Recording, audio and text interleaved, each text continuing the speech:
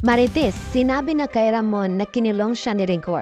Fatima, hinostage si Tanggol? Hello mga kabatang Quiapo dyan, diretso na tayo sa mga ganap sa ating paboritong Batang Quiapo. Hato na nga at hindi na nakapagtiis itong si Marites sa pagkukulong ni Rigor sa kaniya sa kanilang sariling bahay. Kaya nang tumawag itong si Ramon para kumustahin siya, ayun, hindi na niya talaga napigilan ang sarili at sinabi niya kay Ramon ang sitwasyon niya dito. Galit na galit si Ramon nang malaman niya na ikinulong siya ni Rigor sa bahay nito. Kaya dali-dali niyang tinawag ang kaniyang mga tauhan upang makapunta sa Quiapo at mailigtas nila doon si Marites. Hindi na talaga kinaya ni Marites ang mga kawalang-hiyaang pinagagawa ni Rigor sa kaniya. Ubus na talaga at sagad na ang pasensya ni Marites dito kay Rigor.